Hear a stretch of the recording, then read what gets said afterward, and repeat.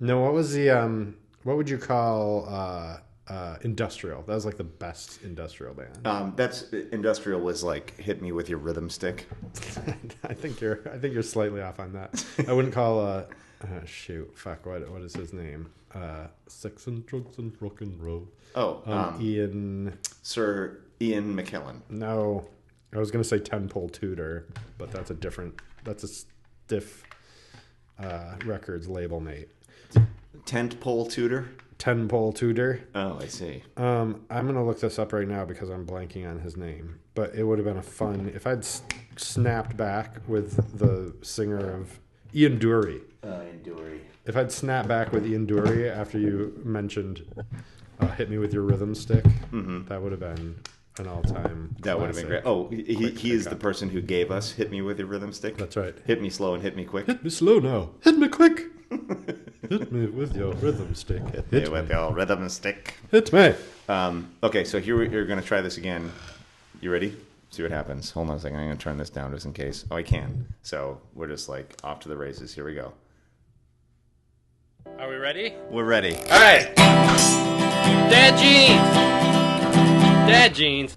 It worked. I was live mixing that, by the way. Yeah. It got a little louder as it played. Do you don't have the penny whistles sound effects baked in yet? Oh no, I still haven't done that. Like farts. Oh, yeah. And of course the erection sound because this is Morning Zoo. Oh my god, that's good. Can we just record them like in on the fly? If you just hit record right now and you're a comic, Oh, yeah. Could I go boing, and then you could just play that every time one of us got an erection? I actually think I could. Ready? Yep, let's do it. Go. Boing. Okay. And now, no, it didn't work. Oh Christ. Damn it. Oh well, it was worth a shot. I have more settings I would have to do. More settings. Hi, Jeff. Hi, Brendan. We're not in a cavern. We're not in a cave this week. No, it's not reverberant. No, like it was last Elon time. Musk saved us. He did. The pedophile hath saved us. It only cost us our souls. Oh well, who needs them? Who Yeah, needs a soul them? When you're out of the cave. when you're out of the cave? Me and Brendan were just it's dad jeans, ladies and gentlemen. We're What's back. happening? What's happening? Hey guys, hey, how are you? Hey. Jeff and I got right into it, and we started talking about the things that trouble us. Yeah, I came up and I was like, I'm a fat load of shit, and then and then Brendan started lamenting his career, and I started lamenting my career, and we came out. We started hot. Yeah, we're coming in pretty heavy, As they say when Yeah. they're landing a plane right after it took off. Yeah. Which I always how I feel. I never knew that. Dropping a big load on your ears. Yep. Yes. Is what we're doing tonight. Big steamy load. No, Going did right I? on your ears. I was surfing. I was cruising Instagrams. Yep, that's what there's the kids how the kids say it. Yeah, and there are plenty of people at this point on Instagram I've never met in person. Okay. Who are basically celebrities to me because I don't know how I now follow them. Yeah. Maybe Instagram was like, you know who you'd really like? Right. Lori Loughlin's Tyrone daughter. Guthrie. Yeah. Or whatever, Lori Loughlin's daughter, exactly. Yeah. And there's one very funny lady who I follow, and one of the things she wrote is there was a picture of her in high heels on a skateboard. And the caption was me flirting with all the East Side sad dads. Oh, yeah. Did I talk about this on the air already? I don't think because so. I'm obsessed with that caption. And I've been thinking about my identity as Yeah. an East Side sad dad ever since. That's what you are. It's the funniest fucking thing I've heard in 2019. Oh, God. And I was like, holy shit, I'm just a thing. I'm just an identifiable, meme-ish, joke. I guess so. Does that mean I find that, well, okay, all right, now I get it. Because what I was just about to say is that I find that everywhere I look, everyone's more successful than me. But then I'm like, oh, that's what all the sad dads think. Yeah, exactly right. That's exactly what we are. Exactly right. Okay, I got it. And I would like to sort of, in terms of our Gen X natures, Yeah.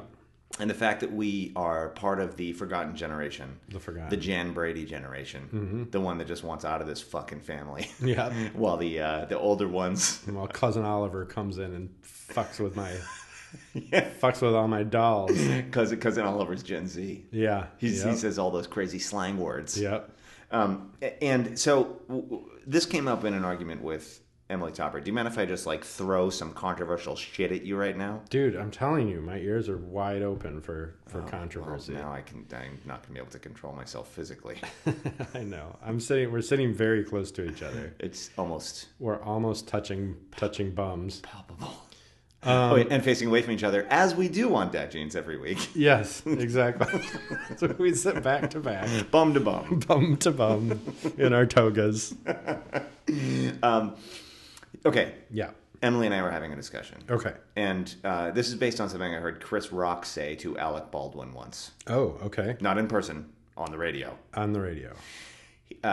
He identified the fact that his grandfather never took his grandmother all that seriously just because she was a woman and his grandfather was of a certain generation. Yeah. And so his grandmother might get emotional about something, let's say, and his grandfather would be like, well, that's women for you. Okay. And then I was like, the baby boomers, they're still stuck in the male gaze. Like they talk to big talk, but they're all still a bunch of sexists. Yeah, they inherited the path of their fathers. Yeah, and they were raised by those guys. So the baby boomers, while they themselves are sexist, then raised us in a way that was meant to be far more woke than any generation prior to us. So then that's how they spun it. That's how they spun it. Yeah. But here's what I present to you. This is my thesis, Jeff. Okay. While this is not at all true for most of our generation. Yeah. Generation X, us East Side sad dads, we are the first generation of men to take women seriously as equals. Oh, wow. That is a controversial statement, Brendan. Yeah. We're in the vanguard. We're the first ones. Huh. There, I said it. Well, I would like to think that I do. I do. Our listeners do. Our listeners don't all. Our listener does. I know one listener who doesn't. Take women seriously? Yeah. Oh, that's interesting. That's We may have to do a show of hands. That's 50% of our audience. Does not take women seriously. No, I don't know. I would like to think that we're getting there. I try my best. I recognize that it is an aspirational, like that equality is innately the correct nature of things. Yes. In a right thinking, right performing universe. Does that sound right? Absolutely. Okay. But I would love to hear what Emily Topper had to say about this. She changed the subject. Wow. She looked at me. She gave me Just kind of like a fucking woman, right? She was like a fucking woman. Yeah, I mean, there was a certain thing. Because, I mean, what I was couching it in, I should, in the interest of... scrubbing this later? Scrubbing so that this you later. Don't, so you don't get your ass handed to you? Right, exactly. Yeah. Just call her Tiffany America. Tiffany America, yeah. So Tiffany, we were talking, Tiffany and I. Yeah. And I was sort of saying, like, I am very flummoxed and conflabbed by demonstrations of emotion. And Toto, over the top, I would say, she has cried in our marriage more than I have by a factor of like 4 to 1 or something like that. Let's say. Or even 5 to 1. Yeah. And so, but I taking everything equal, that means that I have made her cry 5 times more often than she's made me cry. And I'm not factoring in the fact that it takes a lot more to make me cry, perhaps physiologically. Well, I think we need to abandon the construction that anyone can make anyone else do anything. I said the loud thing quiet, the quiet thing loud. I am very happily married. Yes, of course. But anyway, I was talking about sort of the freedom with emotions. Like if Emily says like, my point I guess is like Emily says, "Hey, how are you feeling?" And it takes me 3 days to get back to her. I would have started crying the way you said that. Yeah, right. So how are you feeling? Jesus, I don't know. I don't know. Yeah, exactly. My dad, sob. Yeah. Right, exactly. So she'll say like, well, how do you feel about that? And I'm like, what about what? Yeah. How do I don't even know how to feel, period. Wait, you don't know emotions. Is that what you're telling us? Well, it's not like I can like describe them with words. Okay. Can you? I would say I'm pretty good with emotions. That's great. I don't cry though. When's the last time you cried?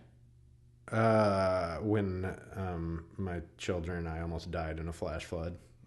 God bless you. But before that, it was probably our wedding. Wow, you did in the moment. Did you cry with the flash? Oh, with the babies, when the children were born, I cried. Oh yeah, yeah. I just can't. I can't. It's a horrible thing. I feel like I don't know what happened to me as a child.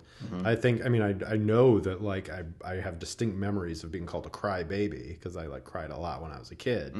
I have distinct memories of being mocked for that. So I don't know if I just repressed all of my crying for the rest of my life. Could it be, so there's a kid in Oscar's class that cries a lot, apparently, from what I understand, from Oscar. And the teacher, from what I understand from, I don't know, like gets a little bit annoyed. Yeah. And I wonder if boys, when they cry, are met with annoyance more readily, perhaps. Oh, I would not doubt it for a second. So it's a stimulus response. Tough it up, kid. Yeah.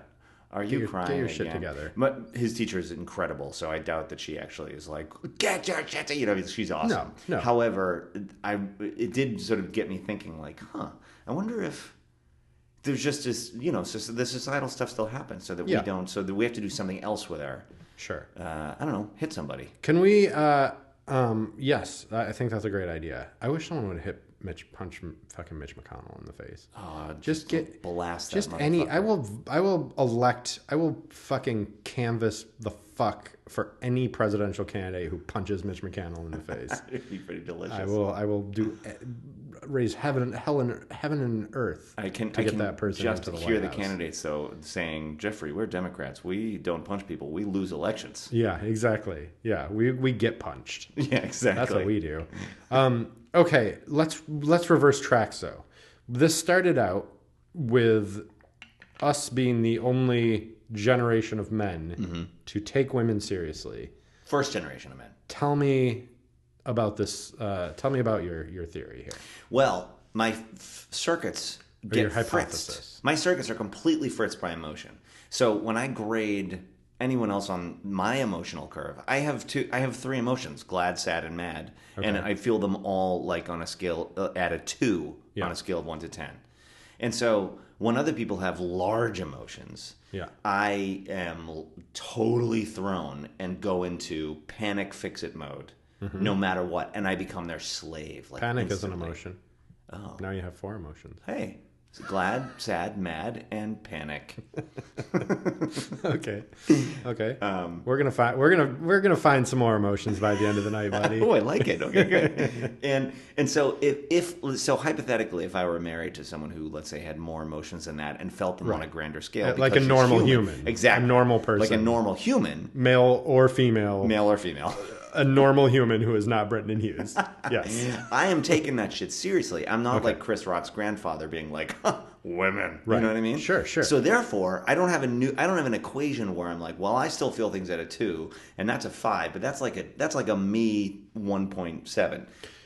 To me, it's like it's a 5, that it's 2.5 times more emotion than I ever feel about anything. So therefore, it's like automatic.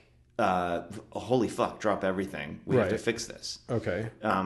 Because I take her so seriously and I take this so seriously, so I can't square the circle of that issue. This is what's controversial about it, where I don't have the apparatus to interpret emotions correctly or calibrate other people's emotions to what I feel because mine is so muted because I'm a man.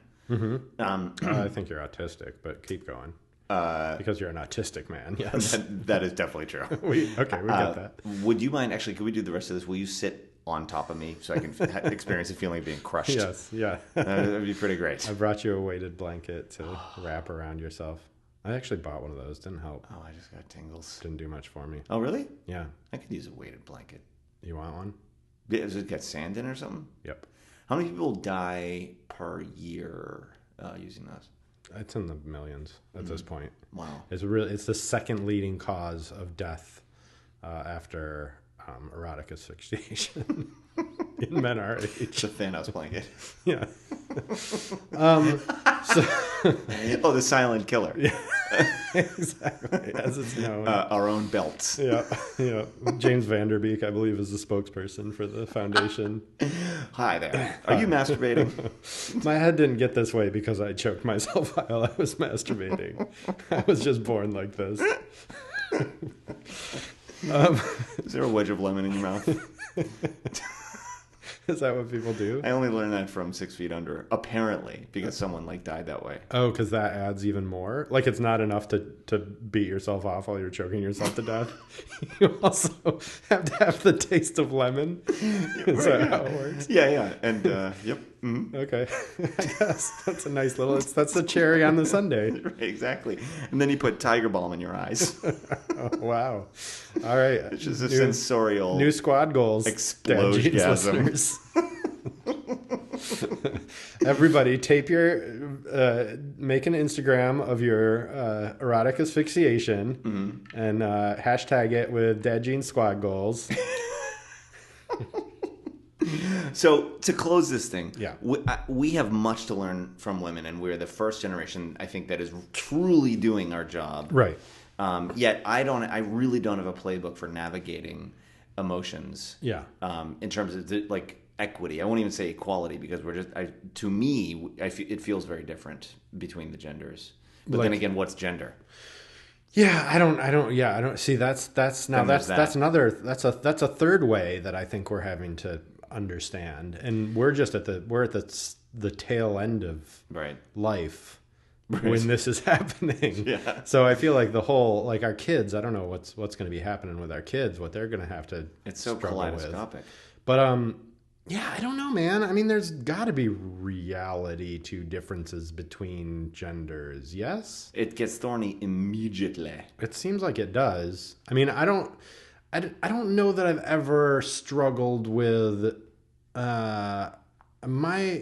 Sarah's not a particularly emotional person in terms of like, I'm like, what's going on in your head? Like, I don't feel like we have that often, but I don't know. Maybe I don't know. Like, how much of that is just the impossibility of navigating another human in your life? Like, Right, that's true. being that close to a human. Like, I don't fucking get my kids' emotions for shit. Like, me neither. Sarah's like a, she's like a Dick and Jane, like, reader to me, like, compared to my kids. I'm just like, what do you do now? You're crying? Like, I just handed you a giant marshmallow. What did I do wrong about that? You wanted the marshmallow. I handed you the marshmallow, Yeah. and now you're crying. Yeah, because you wanted 2 marshmallows is what you really meant to say when you said I want a marshmallow. Yeah. I don't know, man. That's a good point. We might just be talking about marriage, and I'm being very heteronormative about all this. Sure. Well, that's what we are. We are heteronorms. Welcome to Dad Jeans, the heteronormative podcast. I'm okay with that. All things conventional. Let's have some homo norms in here. Oh yeah. All norms are welcome. Wait, that's how the vowel sounds to the child? Yeah. Exactly. Or something like that. Yeah, that's how they teach reading now. They just start with the homo norms. I don't know what to tell you, man. I don't know what to tell you. I'll figure it out. I guess you'll figure it out. I'm curious about this. I'd love to hear the listeners, actually. We should plug the line because we haven't had a call in like a year. If anyone wants to call in and tell us if we're totally full of shit with this theory that Gen X is the first generation to take women seriously. Gen X men, yeah. Gen X men. Heteronormative men. A tiny subset of Gen X heteronormative men. With it, coastal elite Gen X heteronormative men. But I know what you mean. I mean, but okay, so even like, it's... I just don't know if anyone takes women seriously. Like, oh, then there's that issue. Yeah, I know what you mean. Like, right? Yeah. It's just like the hippies were like, yeah, we're all cool. Or the Beats. The Beats were like, yeah, we're cool. Everyone just get wild. But it was like... very male still right. We're in charge here. Yeah, scratch the surface. Yeah, even like indie rock. Like I feel like the indie rock scene is like, yeah, we're all like everyone's cool, but no, you can be the bassist, girl. I guess it's male dominated. Yeah, exactly. I don't know. Another great point. This is what we go to you for, Jeffrey. Oh, good. Is the great points. Yeah, I'm the guru on the mountain tonight. Yeah, big fat Buddha sitting on the mountain. Look, man, Buddha didn't give a nut about his personal appearance, and that's how I had some weird. I've gotten some weird medical information that something may be amiss in my body. Nothing to be concerned about, folks. Okay, but it's blood levels or something like that. It may be a hernia. Oh, this right. Yeah. We're not positive yet. There's one way to test for a hernia. Well, I'm getting an ultrasound. Oh no, there's a much easier way than that. I've had a finger up my butt. Well, what you do is you gather the scrotum in your hands. Okay. And you pinch where it meets the rest of the body. Yeah. And you turn your head and cough. And then if there's an intestine down in there, Yeah. it'll go and you Sure. feel it go away. No, but there are all sorts of places that an intestine could be. Oh, not just in the scrotal It's sac. not just in the scrotal sac. That's right. Like she felt a bulge. So Oh. we're thinking it may be a hernia. But I have to get all the tests done and everything. The point is, I found out this information, and then I was just like, afterwards today, I was just like, I'm gonna go to that food truck and I'm gonna buy a fucking $10 hamburger and fries, because what the fuck? Why would I life is not? short. But then I'm just like sitting around being like, oh, I'm so fat. Why did I eat those stupid fries? You're not happy when you gluttonize yourself No. in order to get happy. That's not happiness. Does not lie at the end of that food truck tailpipe, my friend. That's true. However, Yeah. you don't need to disclose, unless you're willing, the pound goal that we're talking about here. Like the difference between Where I am now. and you not how much you weigh, but what is the amount of pounds difference that you'd like to achieve? 35. Okay. Here's what no one talks about weight loss. Okay. That means for you mourning the loss of a 35-pound being as it goes away. Oh. Like 35-pound child is how old? 4? Yeah. So it's almost like losing a 4-year-old within yourself. I would strangle that fucking 4-year-old. I would just drive that 4-year-old off the river. Well, no, but no one talks. Can you do that with your fat? Yeah. Can I drive my fat off a river? I guess bulimia, anorexia. Yeah. You can get real light real quick if you want to. I mean, sure. I told you the story about my grandfather getting the job with American Tobacconist, didn't I? No. This was in the 1930s. American tobacconist. Yeah. That's Lucky Strike. amazing. Amazing. Okay. He was a Lucky it's Strike toasted. salesman. It is toasted. Yeah. It is LSMFT is Lucky Strike Most Fine Tobacco. Is that what that stands for? Something It's like on that. the bottom. Lucky Strikes are delicious. That's a tasty smoke. That It's was a like tasty smoke. in If you college. if you can do it without the filter. Yeah. You're pointing to your neck. I was thinking you were thinking that. Yeah, they turn tracheotomy. Lucky Strikes for 60 years, and I'm still okay. It's toasted. It's toasted.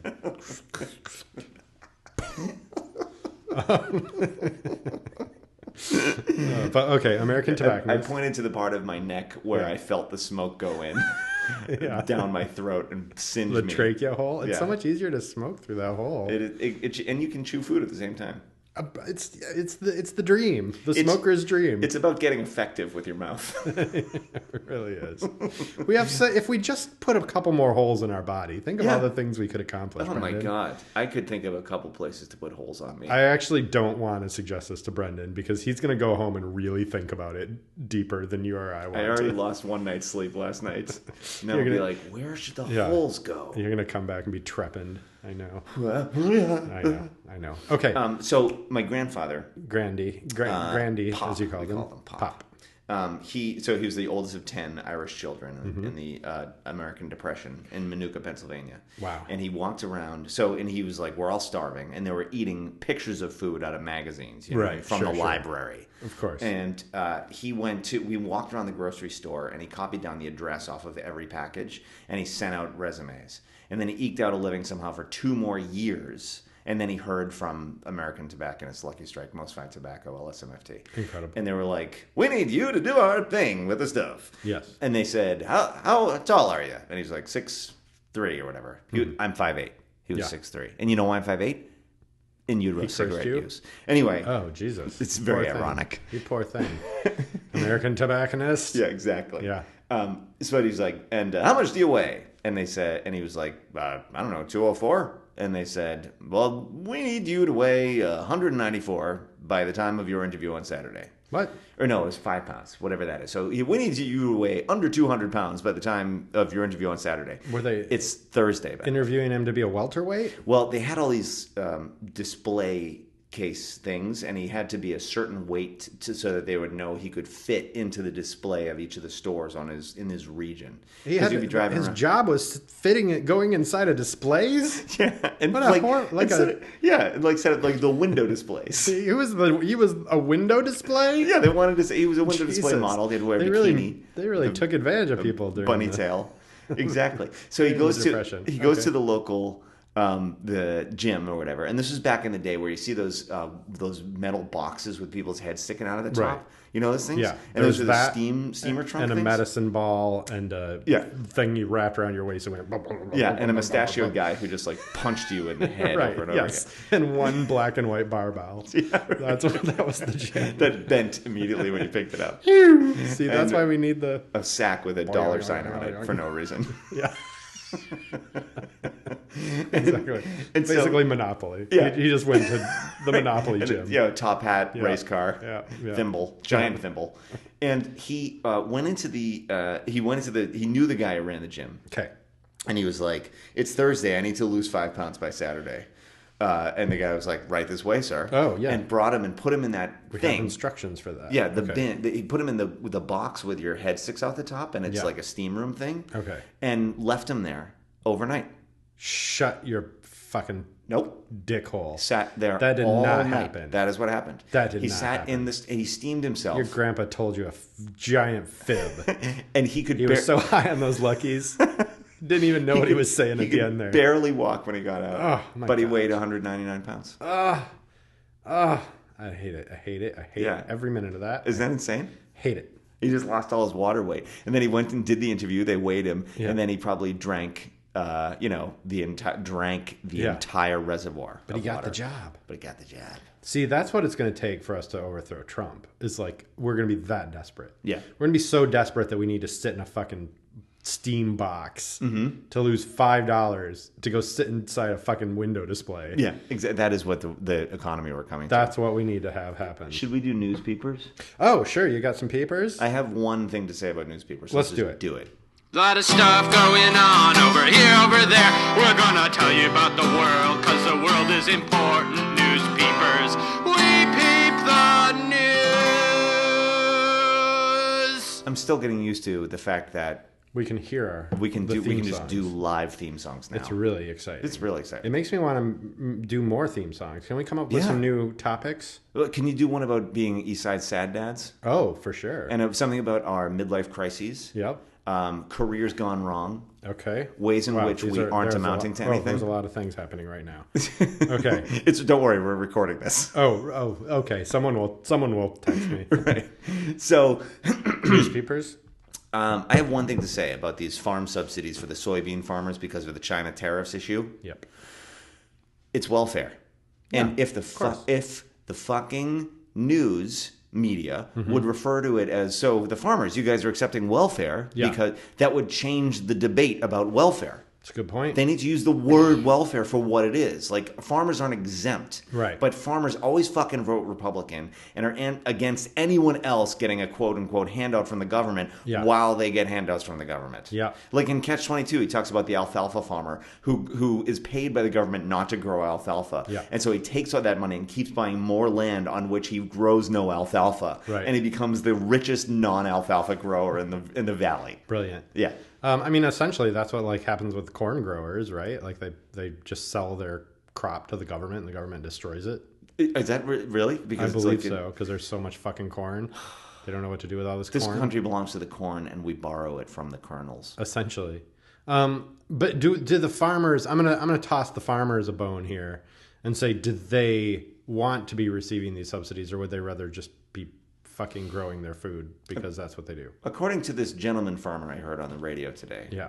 And I said gentleman farmer because I don't care. I like the Chinese. I hope that they goddamn choke on this goddamn terrorist. Is that what he said? Oh, he seemed very approachable. And he was very NPR ready. Goddamn soybeans. I don't give a fuck. And Ari Shapiro's like, sir, this is a live interview. No, you look like one of them fancy city boys to me. Well, I did go to Yale. Ari Shapiro went to Yale. I happen to know. Oh, how about that? Fancy. A person in the media who went to Yale. I know. What an anomaly. It is very strange. He is, yeah. And so, but he was connecting deeply with this farmer. Okay. And this farmer said, well, of course, we'd rather be, doing it the good old-fashioned way of planting things, and they grow, and then we sell them, and then we buy more seeds and plant again. Yeah, your job. AKA the job that you do. Yeah, yes. yeah, exactly. But because farmers, everyone does these fucking verbal jujitsu to not say welfare and make it somehow different than everybody else. Yeah. They get to stay Republicans, and it's the media just like being idiots. Don't you think that Donald Trump could come out and just be like, farmers are a bunch of fucking lazy bitches, and they'd still be like, hey, he is right. We are lazy bitches. he means that farmer. That's what they. Hasn't he already he has already bent them over the wood pile a number of times. There's a government shutdown, which didn't that affect everyone? Everyone just forgot it. Right, exactly. Like, he could be impeached for that. He could be impeached for Puerto Rico. Oh, my God. There are any number of things he could be impeached for. I don't know why we're so once Mueller gets up there, then we're going to have a reason to impeach him. I don't know. Yeah. I don't know. Yeah. No, the first tweet he sent in office was impeachable. Right, yeah. And someone said on Twitter the other day, that the minute a Democrat gets into office, the Republicans are going to, start impeachment proceedings immediately. Instantly. So, what? So why are we playing by the difficult rules when they get to play by the non-existent rules? I hate us. Because we're just we're the gatekeepers. We're holding democracy tight. You know what? Let me say a little thing about this fucking Donald Trump. Oh, character. Let it rip. I know, we've been holding our tongues. Let me tell you something about this guy. I just realized the whole taxes thing. America, everyone's like, oh, he didn't pay taxes for 10 years. What a piece of shit, why isn't he playing by the rules? And the Dems think that's a real, a real gotcha. America was founded on rich men who didn't want to pay their taxes. Fair point. It is the founding principle of America. Do not pay your taxes. Right. If you are a wealthy white man. Figure out other, identify underclasses that will pay the taxes for us while we offshore our shit to Panama. Sure. Or just throw brown people into the Boston Commons or whatever they call the rivers up there. I don't know. Yeah, they call them the Boston Commons. What do they call them? Boston Bay? Charles Boston River. Harbor? Boston Harbor, yeah. Sure. I think you're thinking of tea. Yeah, that's what they Crates did. of tea. Oh, I thought it was brown people. Yeah. Didn't they put the Indians in the crates of tea and then throw them overboard too? Dressed as Indians. Oh, right. That's a good trick. Yeah, why were they dressed as Indians?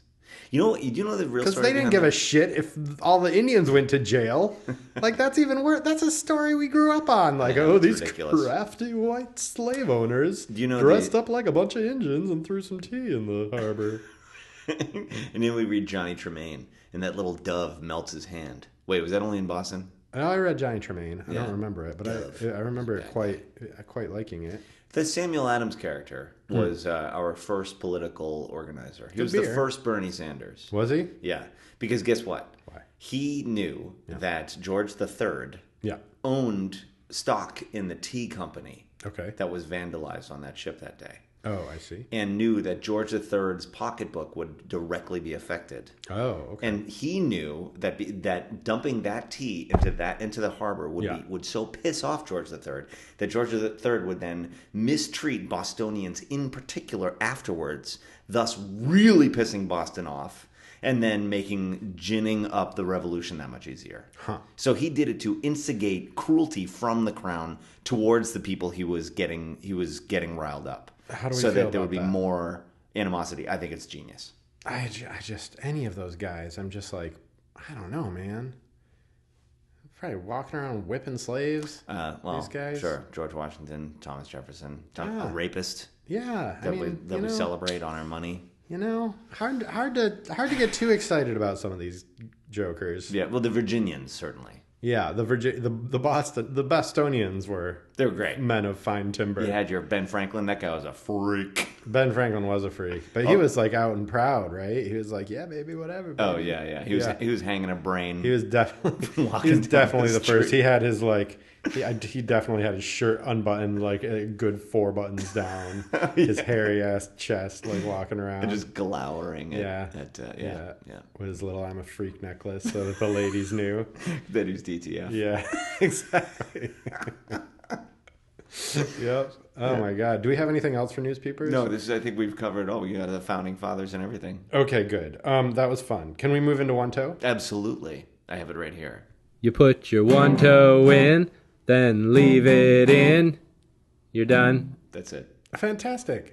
I have 2. Oh, great. I think our listeners are dying to hear what happened on your march, though. I don't know if you're fitting that into I one have toe 2 too. or... You go first. Okay, we could swap. We could One, trade one, off. one, one. 1, 1, 1, 1. You go first. This is a quick one, but our good friend Sam Stadden was in town God, I love a that couple guy. weeks ago. Love that. And I got to go out with him and have a couple of drinks and just jolly up the flagpole. Right near where I live. Yep. Right near where we're sitting. We were a mere... yeah, that's actually why this story makes sense to tell on the air. I was like, I have to talk about Sam, but what am I going to say about it other than I love Sam and it was a great night and it was so nice to see him. But afterwards... Were you really outside my house? Yes! Afterwards, we're like, Brendan Hughes didn't come out with us, and we were offended. Yep. He was like, I'm too tired. He texted me, I'm too I tired, know. I'm sorry. I was in my underpants. I was trying to put the moves on my sweet lady. the pants, but now she keeps crying. What do I do? I'm very happily married. I should repeat that. We've been married 10 years. to take my wife seriously. I like my new Brendan voice. It's kind of uncanny. They were not going to know who's talking. They're not going to know who's talking, Jeff. I didn't realize I was from the South and my tongue is too big for my mouth. I think I'm actually doing Gary Delabate from Howard Stern show, but so yeah, went out, had some drinks, and then we were like, well, Brendan's not around. Let's go to Brendan. And so we drove over to Brendan's house and we sat in his front yard and we Did you come through the gate? Yeah. Oh, we moved the we hilarious. moved the stick. Wow. It creaks. I should have heard the sound. Well, you didn't hear it. And we just sat out in the front and stared at your house. And Did you sit on the blue chairs?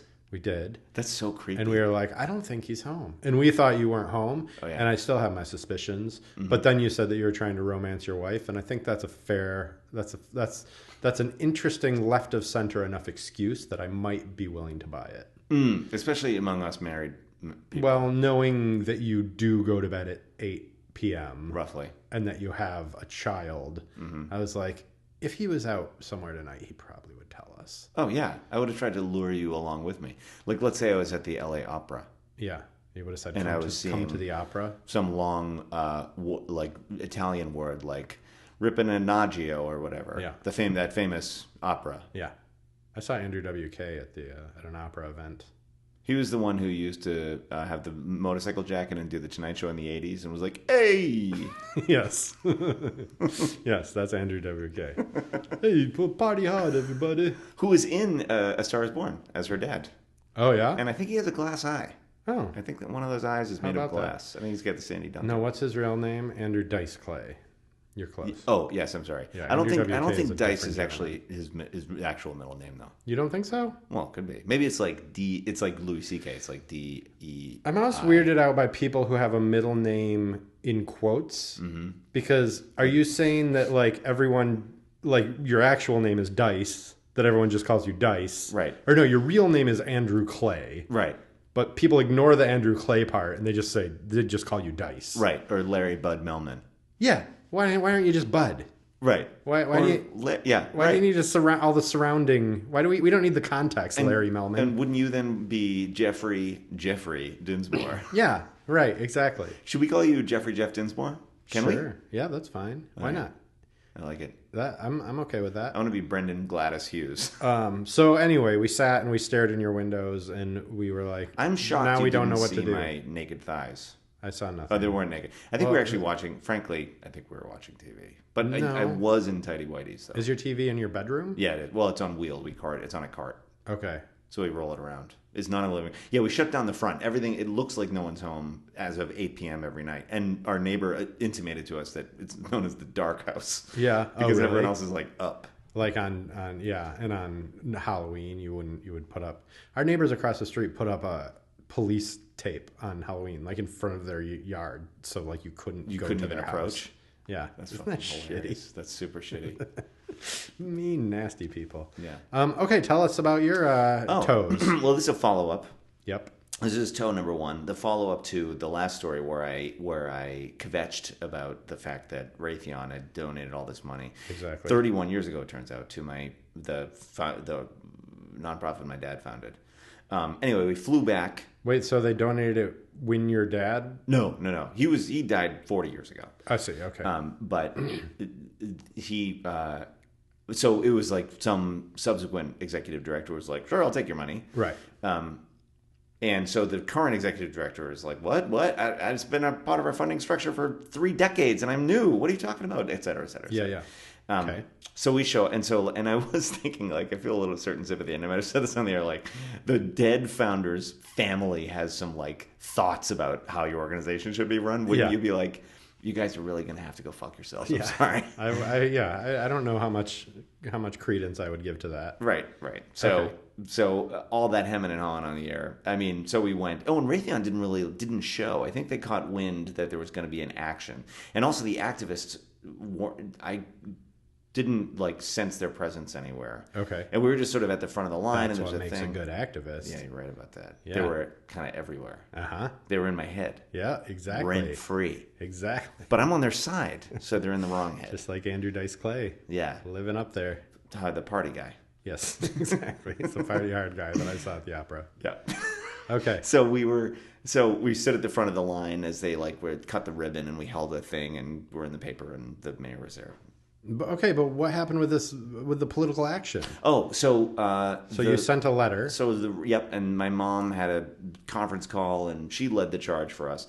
Anyway, the activists and the organization. My mom was able to sort of broker an open channel between the activists and the organization. The organization run by these millennials who are like, "What's Raytheon? What is bombs?" You know what I mean? Like they're like, she was like, "Here's the thing, kids.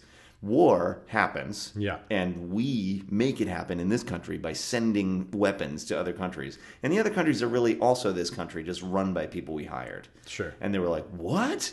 And she was like, "There's no time for that right now." Right. Regime change. Just Google regime change on your spare time. Meanwhile, meet with these activists, talk about Raytheon. We're all gonna figure this out together. Okay. So my mom was the hero and went in and kind of swashbuckled. Huh. And how were the activists just far out zonked out hippies, or were they kind of on the ball? A little of both. Could they have a political discussion, or do they just go in and be like? Right. Well, shockingly, there's a lot of infighting among the activists. That's surprising. Yeah. Wow. So they can't get their own story straight. Right. And the one dude who's old friends with my mom copped to that. Okay. And was like, "Listen, I'm really sorry, by the way. I didn't realize this was the 50th anniversary and that you guys were even involved. I just thought you might want to know, and now I realize I lobbed this tennis ball soaked in gasoline into your fire pit of an event." Got it. Okay. Yeah, this is fun. I mean, that's what Raytheon does. Essentially, he is the Raytheon of activists. Well, we need a deep reading on that shit. Exactly. A couple footnotes. The subtext was all there. I just put it together. Come on. So here's the thing, Jeff. I have a gift for metaphor, and by that I mean simile. Okay. So we went. It was lovely. Yeah. We walked. I saw my pals. My family. Yeah. And your pals. I think of them as my pals. Yeah. Oscar walked. Lots of Legos were played. The people, the things, the food, the hugs. 2 airplanes, 1 cold. Did you feel like a rock star the day of the event? Not nearly as much as I would like to have. Yeah.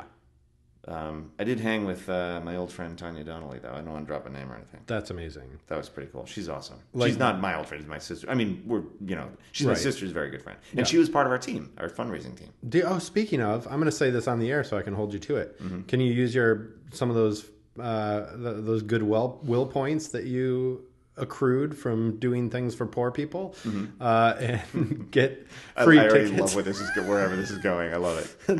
Throwing Muses and Pixies are playing the Rose Bowl What? with The Cure and What? like all these other people. Yeah, What? yeah. So You're kidding. can you get get us some tickets? No, but I could probably get us backstage. Would that be okay? Oh, No, just kidding. Dad jeans? no Can we do idea. a Dad jeans remote? Like, is she get like the original Throwing Muses? So it would I would be- assume. Whoa. When is Kristen that? and Tana. I call her Tana. That is August. I'll be here. She's one of the most dynamite human beings. Wicked, So- awesome, so genuine. awesome. Our readers, our listeners are just like, what? Why? Who? Why? Yeah, I know. I mean, you had to be really into indie music in the 90s. I and think now. people know Tanya Donnelly. Oh yeah, I would say so. People our age. And Tom Stevens would know David Tanya Sedaris, Donnelly. Tom Brian Patrick Kahn Stevens would know. Brian Kahn, others. Tanya Donnelly. Brian L. Perkins probably has no idea who she is though. No. Brian Boitano. Brian Lamont Boitano Perkins. Yeah. I hate that I dropped a name. I hate myself. No, but that's cool. This is one toe in the cool, Brendan. Oh, that's true. You have to talk about how you hung out with Tanya Donnelly. For fuck's Oh sake. God, I'm so embarrassed. No. Okay, not about that, but about it having come up. Your next one, so My next one, I'm going to name drop. do it. My friend Chris Cassidy. Sure. Gentleman You mean and like scholar. the one that solved crimes in the 70s? Yeah, different. That's a different Chris Cassidy. You're thinking of Columbo. Ah, yes. Peter Falk. No, Chris Cassidy. He's a guy that I knew from my New York days. He was a photographer. He did a lot of we hung out with bands, and he would take pictures of the bands. He was just a stand up ace of a guy. Like just one of the nicest guys. Everyone loved Cass. He has been in New York for many years. He worked on a Keanu Reeves directed a documentary about the difference between film and video, which is actually supposed to be quite good. Really? Yeah, and he was a DP for that. He's just kind of gotten, he's gotten in circles or whatever. He made a documentary called Fred and Lois or something like that, and it's about these two septuagenarian rock fans that he just would see at indie rock shows, and he just went up to them at one show and was like, what's your story? And they have a fascinating story, and so he made a documentary about them. Oh my God.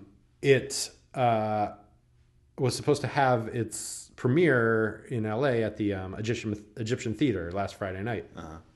And Sarah and I got the kids off to a sleepover, and we went to Hollywood, and we were out on the town and blazing like gangsters. That's what we do. That's what we say in Hollywood. Yep. We show up. Hotboxed?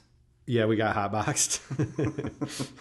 I gave her a hot Jimmy. No, what do you call? What's that thing where you put her under the You give her a noogie? you let a big fart go and you Dutch covers. oven. Yeah, I gave her a Dutch oven.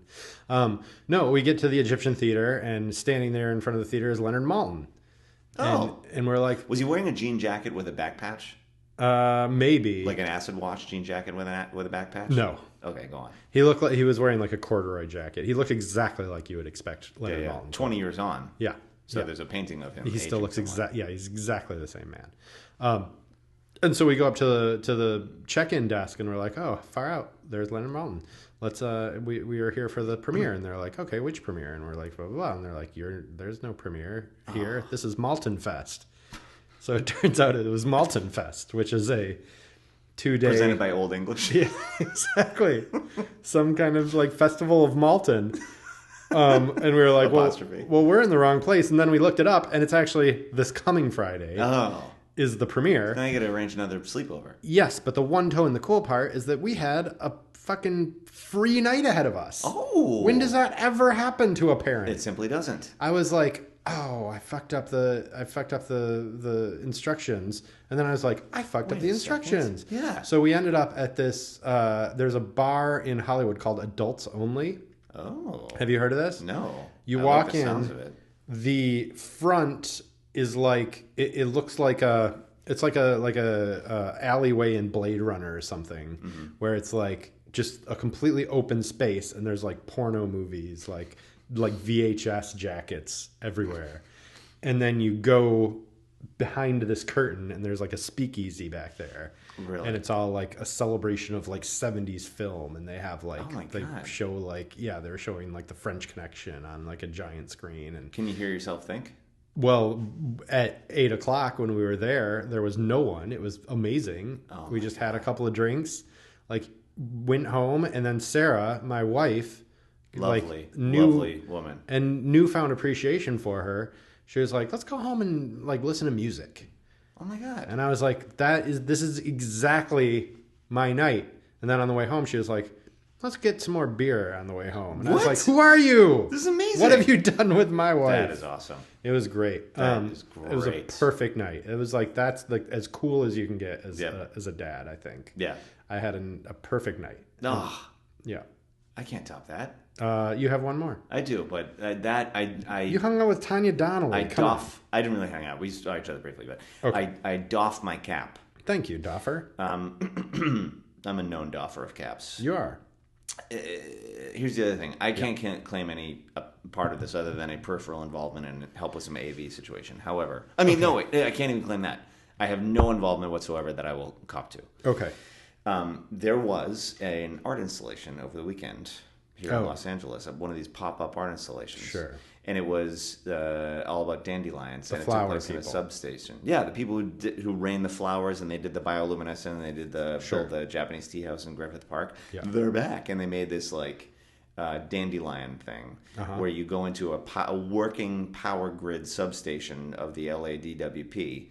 And you walked up into this weird, crazy cement room, building rather, and then were like checked in and walked through this long cement room that was a meadow. They'd turned into a meadow. Oh, wow. With tall grass and dandelions everywhere. Wow. And then you were brought into this other room where you had to write down a wish that you'd given up and pin it to a part of the map of Los Angeles where you gave up that wish. Wow. And then somebody's like reading a dot matrix printer as it's spitting out information, and they made up this whole kind of like fake bureaucracy. Okay. And then you walk through this other room where a woman gives you a then you did it. They had an MS-DOS like questionnaire all on these oldie-timey old computers where you answered all these questions about a wish, and there were parts where it's all whimsical and Sure. fun, and everyone's in like Sure. these weird costumes. Little Brazil sounds. Yeah, Inspired. exactly. Yeah.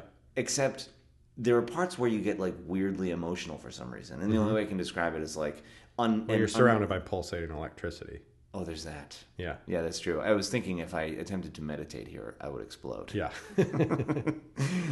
But it's almost like there's an unnameable pyramid-shaped emotion that appears inside you that it has to do with whimsy and sadness and childlike wonder and sorrow and loss and Yeah. joy. And it tries Here's to another come out emotion of, you can feel. Yeah, I know. It can't be named. This is your fifth emotion. And I have this like cylindrical, heart valve through which it's trying to fit, but it's all corners and I can't get out. Okay. And so you're just like, I'm like pregnant with a feeling I can't describe that is Yeah. both joy and sorrow at the same time. And this happened the last time. Is that not ennui? Oh, maybe they give me a certain melancholia Okay. laced ennui. Okay. Yeah. So, and then and anyway, the computer readout gives you like your wish. Do you answer all these questions? Is like your wish is a long shot, and it's like a picture of a duck for some reason. And then you go and they give you a dandelion, and and there are these three tubes. One says slam dunk, one says long shot, one says something else. So I blew a dandelion, my wish, into this like long pneumatic tube that like sucked away the dandelions. And then like you look up and you realize there are these pneumatic tubes with dandelions flying around the whole building. What? And then you go into this other room and they're all being dumped down into these piles, and there's a guy who's like sorting the wishes, which are the dandelions, into different piles according to his own logic. Then you go in another room and there's all these like security camera footage of different or monitors with different like themed whatevers of the stuff. Yeah. And then you go downstairs and there's this elderly Japanese woman that brushes your hair and supposedly is brushing the dandelions out of your hair, but in fact she's putting dandelions into your hair, and then they send you out back into the world. Wow. And Sounds like an expensive endeavor. free. No, I mean them to produce. Certainly. How, like, does someone have to clean all this up? They have a crew. A crew. Yeah, there was a crew of like 20 like people working on this. 20 Beforehand, sounds very minimal compared to what you're telling me, though. You're right about that. I would think hundreds of people would need to be involved. there might be more than 20. It's between 20 and 50 pairs of hands beforehand, and then the crew afterwards. I don't even know. Okay. They have a strike team or whatever. Wow. Yeah, isn't it amazing? Did that get a lot of publicity? It did. It was on like ABC National News. Oh wow. When it was just great. I mean, from what I understand, in the lead up, there's always like pulling the hair out. There are not enough dandelions. They hired a guy to grow a bunch, and they didn't pop in time, and they were trying to time the whole thing, and it's always like a total like nightmare. Knuckle biter. Yeah. Knuckle biting. Yeah. A lot of knuckle biting. I bet. Teeth gnashing, hand wringing. That sounds awesome. But it pays off, and then hundreds of Angelinos wander through. Right. And this whole thing of pop-up art installations, pop-up stores, pop-up restaurants, pop-up everything, I love that. I'm on the fence. There's that. What you're describing is very pure and awesome. Mm-hmm. Then there's this fucking museum of ice cream bullshit. Oh, people are like just making money. Yeah. You know. Yeah, that's bullshit. Capitalizing on this thing is or the museum shitty. of weird things people eat in other cultures, like Japanese, like mice fetus milk or whatever. Don't know about it. Or it might be Chinese. There's another one of these pop-up things. You spend $25 and you go in and they drop some thing in your mouth and you take a picture in a bed full of rad droppings or something. And that's you're like, look where I am. Wish you were here. Exactly. And it's all the downside is like it's all just Instagrammable opportunities. Yeah. But that doesn't sound like this. Right. Necessarily. In the last one, they prevented everyone from using their phones. Oh, that's cool. But in this one, it was just phone. And Emily had to shoot some of it. Yeah. And she was she was desperate. She was there for 4 hours shooting. Yeah. And she was like, there's not a single moment where there isn't someone with their fucking phone out in the shot. She didn't say fucking. She's a very ladylike. But that was her. That was what was behind it. Well, you gotta capture that too, though, right? Right, because that's reality. It's now o'clock. Yeah, you can't pretend that's not the situation that's really happening. Yeah, it's present shock. People are half in the room and half in the I feel it all the time. Instosphere. The other world. Yeah, I feel myself in the other world constantly. Yeah. Ooh, that's a good. The other world. I'm gonna put a pin in this. Okay. Should we move on to Spite Club? Oh, let's. That's a fine idea. Let's move on to Spite Club. Okay. Which is the fourth from the bottom of these buttons. 1, 2, 3. Nope. Oh no! 1, 2, 3. No. I hate you! I hate you! I hate you! Spy Club! I hate you! I hate you! I hate you! Spy Club! Fuck! Now I realize there's an extra one on the bottom. You did. No, you did okay. I actually have a True Daddy confession, which is that's what that one was, right? Yeah. But I've had it for 2 weeks, but it's an evergreen topic, so I'll come back to it. Okay. All right. And I want to make sure that I am able to get home at a fairly decent hour tonight. I completely understand. My Spite Club for the week. Please, I've been gasbagging. Go. Yes. Hushed Conversations. Oh. I am now at work. I am just awash in hushed conversations. Oh. Like I come in and there's a woman who sits next to me and she's just like, "Have you heard about what's going on in Chicago?" Like the minute I walk in, She's 2,000 miles from Chicago. Yeah, I'm like, why is she whispering? I can't hear anything that you're saying. Number one. Number two, now I have to be like, no. Like I can't speak back to her at a normal volume. Right. And like her information, it's just all like her own like weird like, you know, people who are like look around. Oh yeah. I heard that Jennifer went to the hunger walk. I'm just like, I wish our listeners could be seeing this performance because it is fantastic.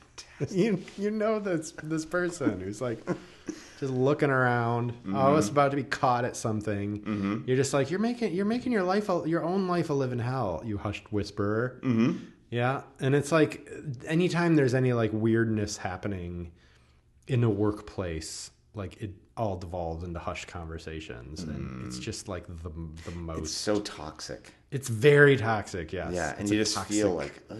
And if I take part, it's just, ugh. yeah. I'm just Yeah. like, I don't want to get caught up. And then there's also like the certain people who are just like pulling you in, and Yeah. like, and then you're gonna be like caught like saying the thing, and then the boss is gonna be like, what? Yeah. What Now- are you guys talking about? And I'm like, I was just, I was walking by and they didn't even get to the part where they were gonna. I got sucked into this hushed conversation. Yeah. And I also will say that's why I can't watch Billions, because every time Sarah watches it and every time I come into the room, it's fucking Paul Giamatti being like, I told those bastards that I was going to rip their tongues out if they didn't stop fucking with my money. I have the blood of a patriot. Like and you hear like the lip smack on every line, like the way they like mix the sound on that Oh, wait. show is really upsetting to me. Which one of us has it? You have the microphone that they use on all those shows. Oh, really? The MHK 416. So wouldn't doubt every mealy mouth moment you're having is being sent into the earballs. I'm telling you, these guys are trying to get us. Okay, that's my Spike Club. That is fantastic. Thank you.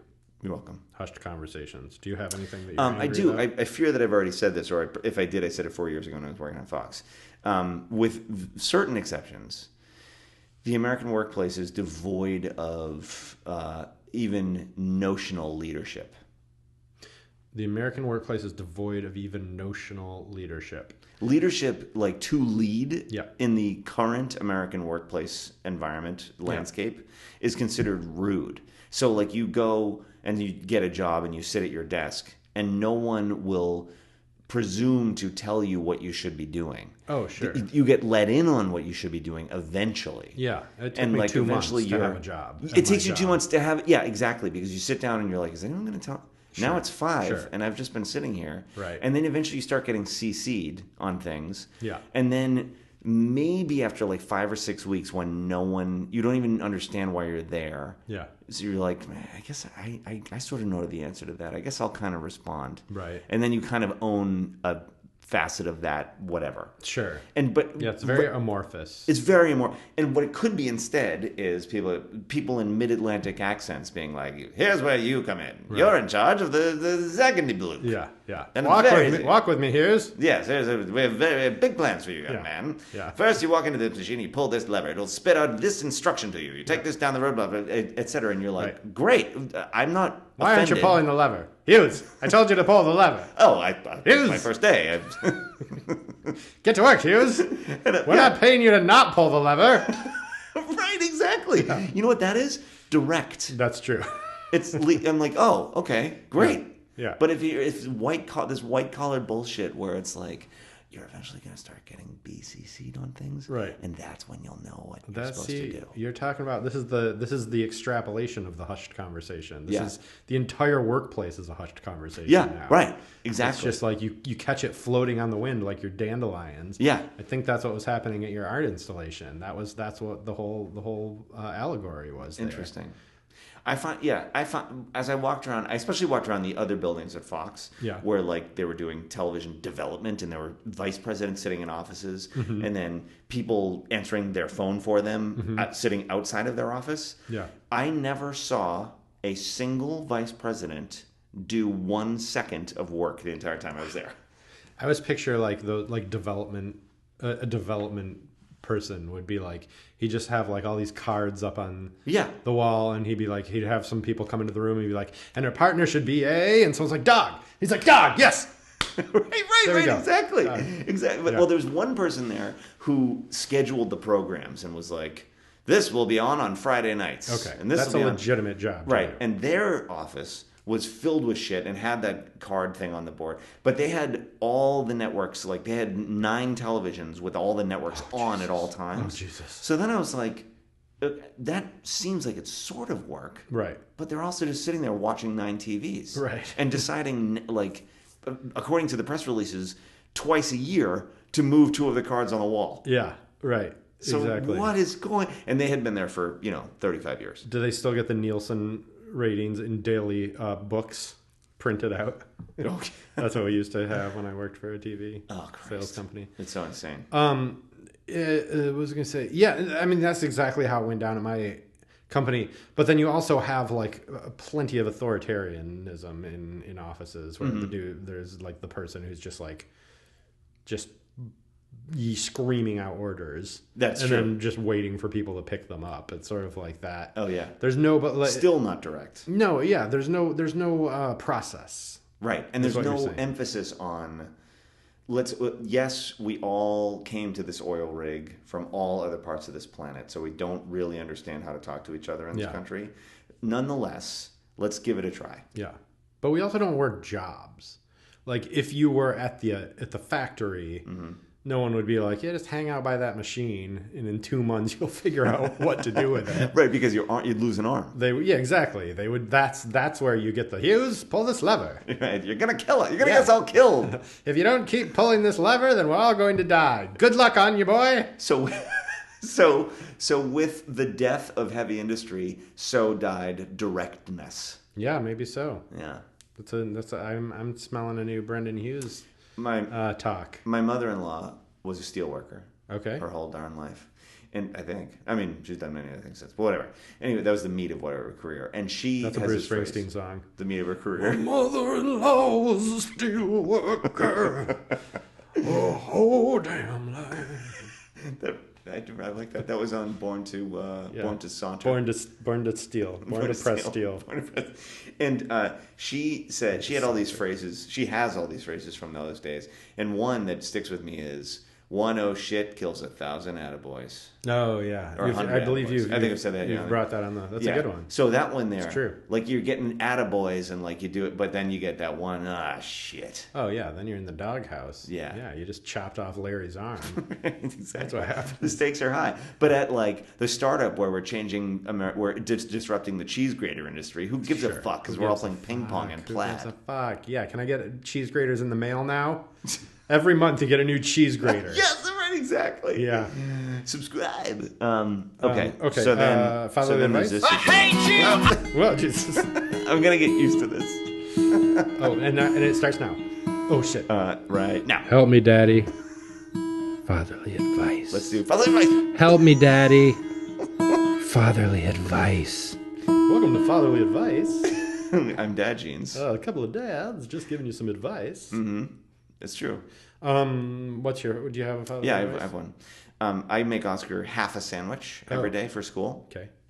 And for a while, I was taking out one slice of bread, cutting it in half, folding it together, sending him to school. a little messy. And then it's messy, and You're the not peanut butter happy. is sticking You're out never off happy the with that edge. sandwich. No, and the wall, and it's peanut butter on the walls of the little metal box the Yeah, sandwich goes in. yeah. I have a solution, my friend. Oh, good. You ready? Yes. You get out 2 slices of bread. Even if you're going to make half a sandwich, you get out 2 slices of bread, and you cut both of them down the middle.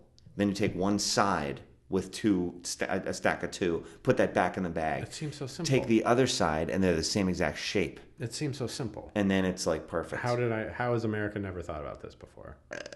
I thought it would be cool to like cut my kids' sandwiches into pieces with like cookie cutters, so they'd have like little hearts in their sandwich and stuff like that. Or their Oh little yeah, spots. like an angel or They didn't give a or a fuck. frog or a penis with balls. Yeah, I put a big cock in their lunch. Yeah, good old And dad. they take little shaved coconut for the hairs. That must have been Hazel's father.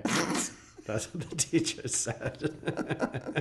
Luckily, she He's goes to a a school that was strange founded by child. David Lynch. Yeah, exactly.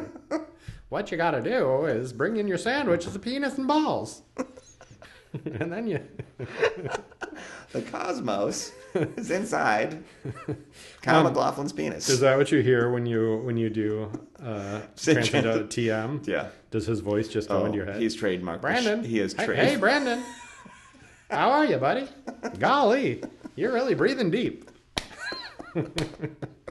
He has trademarked the fuck out of it. Oh, yeah. It's him and Werner Herzog just wandering around my skull. Yeah. Pointing things out. Werner does TM? No, he just brings them along. Andy Kaufman did. Did he? Yeah. Have you seen the Jim and Andy thing? The documentary about. Yes. Yeah, that is fucking pretty crazy. Pretty crazy pants. Yeah. I think Jim Carrey's a little screwy. I know, and then he like never blinks, and he has that beard, and he's just like, Yeah. happiness Yeah. is revealing yourself. Yeah. But he seems like he goes deep. Yeah. No, he's gone the full Nicolas Cage. Like deep on life, he's yeah. movie star crazy. Yeah. I wish he wasn't in that horrible TV show. So the sandwich, I love your sandwich advice. Thanks. That's great advice. You're welcome. My advice, to close us out, always complain. If if something is wrong, if you're unhappy with something, we're men of a certain age. We are. Always complain, because you know what happens? People will fucking give you better things. That's true. This is something I just learned this year. I can confirm this. We went to Legoland Oh, great place. a little while ago. Yeah, loved it. Great visit. Yeah. I thought that we had bought tickets to the tickets to the water park came with our admission to Legoland. Yeah, that's turns the whole out they're thing. extra. Yeah. But I went up and I said, it's very unclear to me, like, that we were supposed to pay for these extra, and they ended up knocking $15 off of every ticket. Shut the fuck up. Yeah. We did the aquarium instead because it was so confusing. Oh, so you got on that? Because they upsell you. They do try to upsell upsell you either the aquarium or the water park. And of course you want to do a water park, Yeah. but then you're like, but then we're going to take the Amtrak home, so how are we supposed to, et cetera, et cetera. Exactly. How's the aquarium? Yeah. Fine. Yeah. Fish. They throw some like Legos in the Yeah, there's like in Lego the tank scuba to divers make or it feel whatever. like Yeah, it's exactly. And then the fish choke on the on Legos. brand. Yeah. So that happened. Then we went to this place, the Mission Inn. Have you ever been there in Riverside?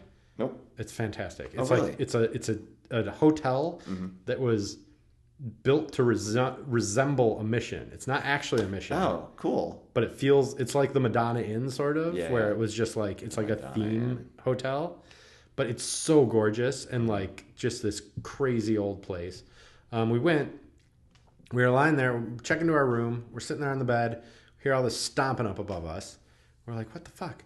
Go up there. Bunch of fatties on the level above us taking selfies. Oh, So we said, this will not stand. no. So we went to call the front desk and we said, you got these fucking hippos up here. It's like when Saddam invaded Kuwait, man. Exactly. Yeah, we were very upset about it. They ended up moving us to a suite. What? Yes, Oh, that's great. because we bitched about it. If anything's wrong, just complain. Just complain. And now we have a certain gravitas at our age, Yeah, yeah, that's certainly true. you know. With wrinkles come perks. Exactly. Yeah. People, and I absolutely understand as I get older, like, I understand the old man who's just like, fuck you. Yeah. Oh, yeah. Just fuck you. I've lived long enough. Like, Yeah. you're garbage. Like, I have shut friends up. build up. Get away from me. Right. I don't care about your feelings. I Yeah. don't care about my feelings. Yeah, Feelings Yes. are a nuisance. exactly. That's what you should say to Tiffany America. Yeah, that's a good idea. Feelings are a nuisance. I'll say it to Oscar too. You're like, I I'm the understand you're first. upset. I'm the first person to respect you. Feelings are a nuisance. That's it. Oh God. Luckily, I don't think anyone takes what I say seriously on the show because I'm sure I said everything wrong in that segment. I don't know, man. You said it. That's all that matters. It's one to grow on, Jeff. Is that the new motto of Dad Jeans? We said it, and that's all that matters. That is pretty good. Okay. I don't know. Is Well, that it? That's it. All right. Good night, everybody. Good night, everybody.